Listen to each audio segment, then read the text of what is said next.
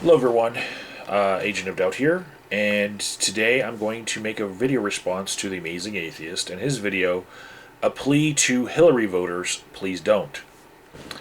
And in this video he makes the case that Bernie Sanders deserves the nomination from the Democratic Party to become president instead of Hillary Clinton. Now, full disclosure, I have been a registered Republican in the last two elections because I've been playing a spoiler. I was in El Paso County, Colorado, where nothing gets done unless you are part of that party. I am a pragmatist, and I did join their party in order to vote for whoever was number two, and at the time the process came to my state of Colorado, it was Ron Paul. So I became a Ron Paul delegate just to keep the warring factions warring in the opposition party because that's all I could do from my county. My county was going to go to the Republican in the national election no matter what in 2012. I continued my spoiling in 2014. I moved from Colorado Springs to Denver, and I moved out of El Paso County, where focus on the family drives the politics, and I'm much happier living in the Denver Boulder area. But I'm still a pragmatist. I still vote with not losing all my chips in mind. And so I'm going to make this response to The Amazing Atheist. Now, I'm looking at polls on USA Today, and they say that Hillary Clinton is ahead of Bernie Sanders. Now, I've heard reports on Facebook that Bernie's been ahead before, and honestly, truthfully, I would prefer either of those candidates to the Donald Trump or Ben Carson that are leading the Republican field right now. Okay, and I will say right now, whoever wins between Sanders and Clinton is who I would choose over whoever wins out of the Republican field, out of the leaders. So I'm willing to, right now, just lock in my vote that way, at least. But I'm going to say that The Amazing Atheist's video could use a reframe for everyone. It could use a different perspective. And he made his case that Bernie Sanders deserves the nomination more than Hillary Clinton. Now I'm going to make the case that you can just look at everything that he said in a different perspective and make the case that Hillary needs to be the one that we vote for.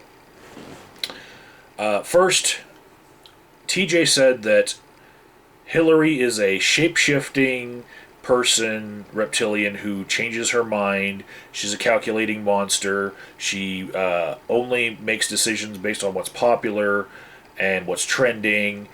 She stands on polling numbers and compromise. I think that pretty much sums up his 12-minute video. And Bernie has always been Bernie. He's always had the same stances. So what I'm going to say about that is that Bernie hasn't reflected the opinions of the people. And would you rather have a politician in office that does not reflect the people that they are representing? Is that what you want? The whole purpose of us being a democratic republic is so that, our legislative officials, they reflect who they are representing, and they try to be a little bit more intelligent and make decisions and get us through the political process, but they're supposed to do what we want them to. Okay? So to say, in hindsight, that from our perspective now, that Bernie is closer to what we are now, ever since 30 fucking years ago, and Hillary Clinton was always changing her mind, that's brilliant use of hindsight, I guess, but What happens when we progress 10 years down the road and Bernie Sanders is not what we want, and he is still unwaveringly Bernie and unchanging, and Hillary Clinton's willing to change her perspective and change the way that she runs the country, based on how people feel about issues, and actually listen to people and change her mind with whatever's popular. Are you still going to want someone who's locked into their ways for their entire career and doesn't compromise one bit? Or are you going to want somebody who actually represents people the way that our government is supposed to fucking work?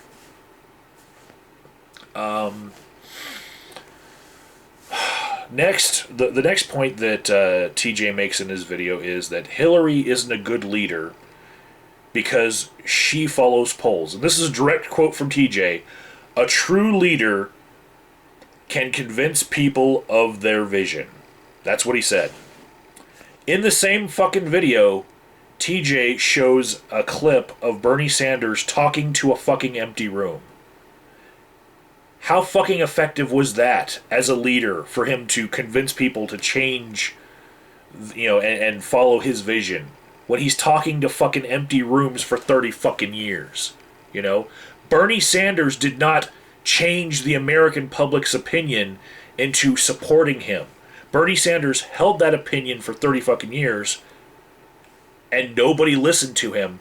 And then something called the Occupy movement came along and changed people's minds about certain political issues. And he just happened to be the one that matched those politics that the Occupy movement were putting forward. Okay? He didn't do it. Did you hear him in the news changing minds? No. He was talking to fucking empty fucking rooms just like you showed in your fucking clip, TJ. So, let's see. Then TJ, dishonestly, I'm going to say, shows a clip of Senator Clinton, when she was running for senator, when she said that she would not support gay marriage in her New York Senate run. And what I'm going to say there is, do you think that Obama wants universal health care? I think he does. But when asked publicly, when he was trying to get a little bit of legislation passed on his Affordable Care Act, he would say things like, oh, sure, you can keep your insurance company if you want. 20 years from now, if he's still alive, people will ask him, was that just rhetoric? And he's going to say, fuck yeah, it was. I was candy coating that shit. I didn't want Republicans to shoot it down, and be able to amass enough people against this progressive idea. This was the first step towards universal health care, and we fucking took it. Because I didn't frame things as a, all or nothing fucking objective. He took baby steps. Okay?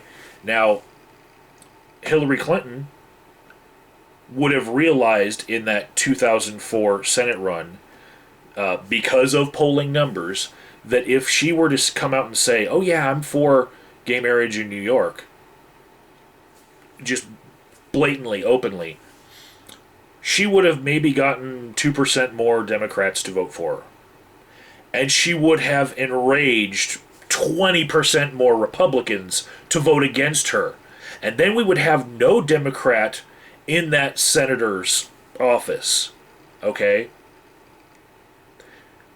She did the hard thing. Fucking swallowed her fucking pride.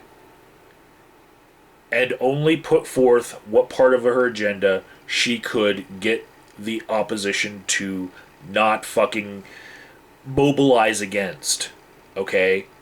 And it's very disingenuous to look at that past of hers and think that she wasn't getting towards this goal of every fucking progressive issue. It didn't even matter that you chose that one. Okay? There's a lot of things that she didn't go all in on because she didn't want to mobilize the fucking enemy. So, let's see.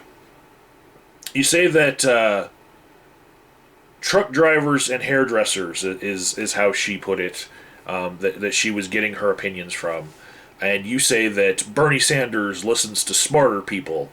And no offense, but truck drivers and hairdressers don't necessarily know anything about geopolitics. I retort that anyone who does know anything about geopolitics would know that in America, you have to convince the layman to vote for you to be effective and drive positive change. So she is trying to engender herself towards laymen, even though she probably listens to very smart people all the fucking time. You know, how the fuck do you think she stayed in office for so long without listening to very fucking smart people? You know? Politics is a science too. Your problem, TJ, is that you're taking Hillary at face value. And your commitment to principle won't allow you to support a politician who will lie or not exactly show their entire hand, you know, to further benefit you. Okay? The problem with that is if you're going to support the candidate that is all out for you and you have a very good idea that you want put forth in the government that just happens to be unpopular, it's going to get shot the fuck down. Okay? And then you don't get what you want. You don't even get a little bit of it. You don't even get the beginning stages of it. You don't get to start on your project. Okay? Universal health care. I'm just going to say it right now. It's going to fucking happen. Right? And if we had voted for a candidate that was in favor of it and they had won, no more progress than what Obama has achieved would have happened in Obama's term. Because it's going to take a while for us to switch over to a program like that. That's just America, okay? But Obama, by not putting universal health care, you know, and tear apart the system that we have and piss off all the doctors and insurance companies and all the lobbyists, by not putting that up front, he actually got us started on the path. And anyone who would have put that up front as their wishes for the government, they would have been shot down. They would not have been elected. Okay? So I'm going to go with the person who can get elected and move things forward. And I'm going to actually read between the lines, you know, and think rather than take people at their face value words when they're being questioned by the media who are just looking to get them with gotcha politics and, you know, get a fucking soundbite and run with it, okay? They have to be very fucking careful.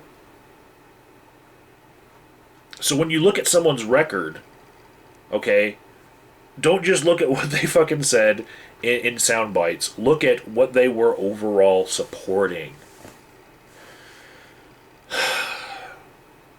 You say that Hillary's never shown that she's willing to fight for an idea, and I disagree with that.